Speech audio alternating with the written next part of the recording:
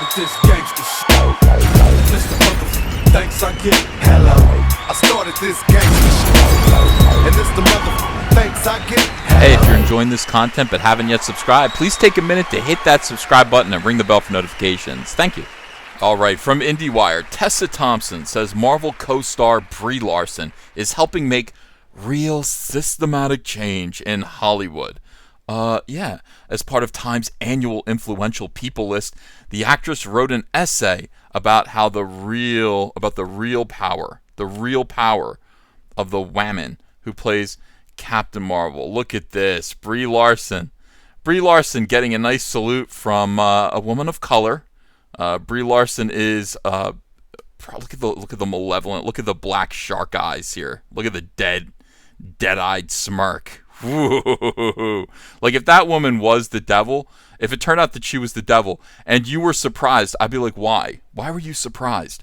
But anyway, BRIE LARSON likes this. BRIE LARSON likes the idea of being presented as some sort of white savior, and indeed, here's her movie from a few years before, Basmati Blues. BRIE LARSON plays a white savior. Indians are annoyed. BRIE LARSON goes to India, and I guess she thinks India is like a cesspit over there, India. I guess she's never seen Bollywood. And she's going to save the Indian people. Look at her. She's like, I can do it because I'm white. Oh, beautiful. All right, so this isn't, big review here about how horrible BRIE LARSON's racist, weirdo, messianic complex actually is. And that is undergirded here by Tessa Thompson, who is going to write a wonderful essay, or who has written a wonderful essay about how this face of bored malevolence, of arrogance, icy cold, is doing important work. She is. Yeah, Hollywood's been conservative and stodgy for far too long. We need BRIE LARSON to come in there and clean house. The most interesting part of any iteration of the Time 100, the magazine's annual list of the top 100 most influential people in the world, isn't who makes the list, but what is written about those who do, and who is tapped to write short, glowing essays about the honorees. Please don't let a white guy write my essay, please. I don't know, woman of color. Please find a woman of color to write about me. That's, of course, what BRIE LARSON is actually after. BRIE LARSON initially went out. Oh, we'll get there. We'll get there. This is kind of interesting. This all ties in together, doesn't it? All right. So this year is no different, as the magazine features a number of deeply personal essays from other big stars, touting the power of the chosen honorees, including Marvel star Tessa Thompson, who is a woke woman of color, writing about her MCU co-star, whitey white cracker ass honky BRIE LARSON. Not to put too fine a point on it, my love. In her essay, Thompson writes that LARSON is, quote, primed to be one of Marvel's next big leaders at a time when women are breaking ceilings in all spaces except for the White House. She is in a position to make real systemic change in Hollywood. I'm in a position to make real systemic change in Hollywood. Oh, okay. I'm elated to see someone so pure of intention wield that power. I'm pure of intention, and I wield that power. Oh, good.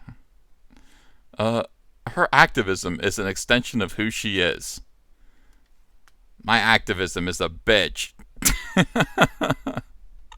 What is this article? LARSON made headlines last year for calling out the gender imbalance within the film criticism world while accepting an award at the 2018 Crystal and Lucy Awards. Everybody watched those. Everybody watched the Crystal and Lucy Awards.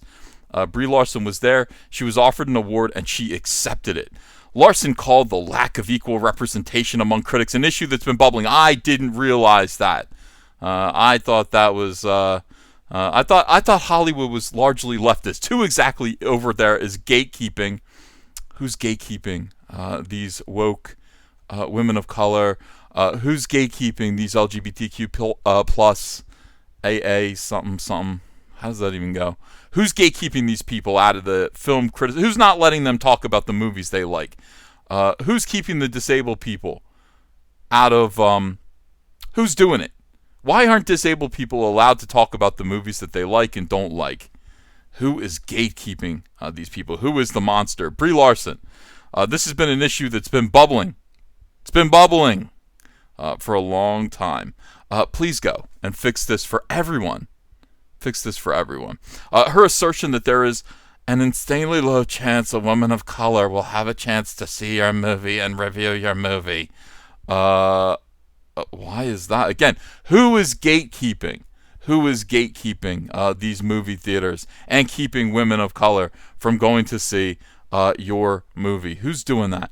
I want to know. I want their head on a platter. Oh, it's backed up by recent research from USC's Annenberg Inclusion Initiative. Oh, that's not SJW. That sounds like real science to me, which found that only 22.2% of 2017 reviews for the top grossing films were written by women. Well, tell women to get up off their asses, go to the movies, and start professionally reviewing movies.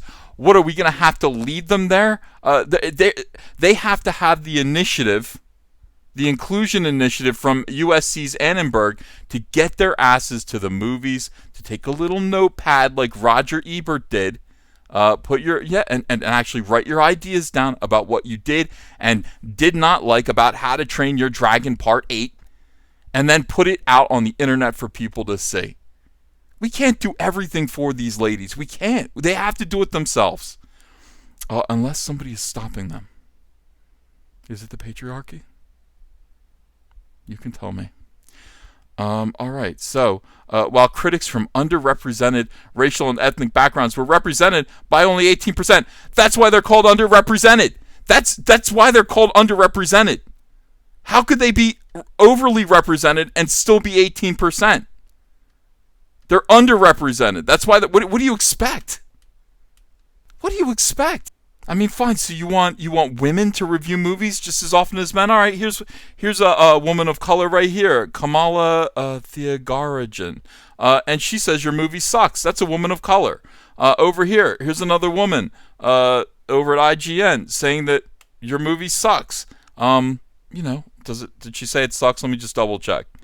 Yeah. She did. She said it was bad. She said, so basically you're exactly right. Women can do whatever men can do. Women are able to tell Brie Larson that their movies are terrible, just the same as we are, as we're able to, as men are. So I don't know. I guess. All right, back to this stunning and brave article. Thompson also wrote that her Avengers Endgame co-star is a warrior on and off screen. Good Lord. When she's not shattering records and stereotypes as Captain Marvel, she's shattering the eardrum of Chris Hemsworth, who just asked her an innocent question about doing her own stunts and whether or not she admires Tom Cruise. Earlier this year, when it came time to embark on the press tour for Captain Marvel, Larson was committed. Oh, finally. It's about time. Take her away in a straight... committed to making sure that opportunities afforded to journalists were as inclusive as possible. She was also an early member of the Time's Up movement in Hollywood, and Larson frequently uses her platform to speak out for the same issues that Thompson mentions in her own essay. Thompson isn't the only MCU star who supports Larson's efforts for more inclusive spaces. Captain Marvel co-star Samuel L. Jackson told IndieWire in March, "It's good that she did it. It's good that she said it. And I guess it made me more aware." And with that, Brie Larson took the knife out of his ribs. Read Thompson's entire essay. No, thank you. But you can if you want to, about her Marvel co-star right here. So if you want to read about the why Brie Larson is on the Time 100 most influenza people, there's the link. Find it yourself. I'm not putting it in the description. Plus, see the 6 different covers for the magazine for this special package. 6 different covers, really? Now I'm curious. What are the 6 different covers? What is this? This better not be porn. Skip. What is this? Why is this so garbage tier? I can't really be sure what happened there, but here is Entertainment Weekly. They're doing 6 Avengers variant covers. Even Entertainment Weekly is into anything Marvel touches becomes all about variant covers. Trying to sell 6 copies of the same Dumb Magazine. All right, Avengers Endgame. So we got 6 different variant covers. There's my guy right there, Robert Downey Jr. Let's see. Or we could get Chris Evans, Trump-hating Captain Un-American. Or we could get, ScarJo, Lady ScarJo. Her hairline looks peculiar there. It looks like a toupee. But okay, no problem. ScarJo. Or we could get, Chris Hemsworth. Look at him. He's like, when is she going to shut her mouth? When is Brie Larson going to shut her mouth? Never. She's never going to shut her mouth. Also, we could get this guy right here, the Incredible Hulk, Garofalo. What's it? Ruffalo? Who knows? All of these people. Mark Ruffalo. We could choose that one. Or we could choose Jeremy Renner. I like this dude as Hawkeye. All right, and the next one should be Brie Larson. Oh, they didn't do a Brie Larson variant cover. No Captain Marvel variant cover for the Entertainment Weekly Avengers series. That is too bad. That is peculiar. Well, anyway, if you enjoyed this content, please give me a like. Please leave me comments, calling me names in the comments section below. And also, subscribe. If you haven't yet subscribed, do so. Make sure you're still subscribed. YouTube keeps randomly unsubscribing people, and it's completely soy-based and weird. I don't know why they do it, but we need you here. We need you to be part of the family. Let's put this on Robert Downey Jr. There you go. This guy's a real movie star. This guy's the Clark Gable of our generation. They'll realize it someday. Real movie star. The rest of them are frauds. And what else? Cyberfrog. My Indiegogo campaign for Cyberfrog Blood Honey, we're going to print at the end of the month. If you haven't yet bought your copy, there's still time to get your copy of Cyberfrog Blood Honey, the biggest crowdfunded comic book of all time. We just passed $800,000 in funding. That's how big we are around here. Oh, look at this. Vote for the best episode, most epic battle, sexiest character, and more. Sounds like fun. All right, everyone. Thanks a lot, and I'll see you again soon with another video. Hey, I got a P.O. box. Want to send me some mail? Send it to Ethan Van Sciver, P.O. Box 607, Marlton, New Jersey, 08053. And I'll probably open it up on the live stream. Thanks very much, everyone.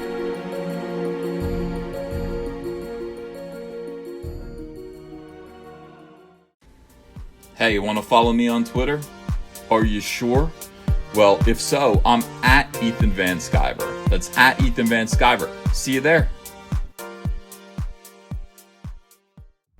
Hello, potential Indiegogo backers. Hello, friends. My name is Ethan Van Sciver. I'm a comic book creator who worked for 20 years for Marvel and DC Comics on books like Green Lantern, Flash, Superman, Batman, and X-Men. But before that, I had a comic book called Cyberfrog. Now, Cyberfrog lasted from 1993 to 1998, and then it stopped when I went to go work for DC Comics. Now I want to tell the story of where Cyberfrog has been for the last 20 years. I want to write, pencil, ink a book called Cyberfrog Blood Honey that tells the story of gigantic alien hornets that come to Earth and conquer it, sending Cyberfrog into deep hibernation, where he emerges now in the year 2018 into a completely alternate reality, a new world where these hornets have taken over, devastated humanity, using human skin to make gigantic wasp hives, and harvesting human blood to make honey to feed their young. Very few humans still exist. But it's up to Cyberfrog to save what's left of humanity and turn back the damage that's been done by these wasps with his brother Salamandroid and his friend Heather Swain. I want you to help me do this. We're going to get colors by Kyle Ritter. He's a fantastic colorist, and he's going to make this book sing. I'd like this to be a 48-page one-shot prestige format, part 1 of 4. So I'm asking you to help me launch the very first Cyberfrog Blood Honey epic graphic novel. Are you in? Will you help me? I hope so. Let's get this frog jumping again. If you enjoyed this video and want to become part of this community, subscribe to this channel by clicking the laughing man face logo right on your screen. Ring the bell for notifications as well. You'll never miss a live chat. And stay tuned, another video by Comic Artist Pro Secrets is coming right up.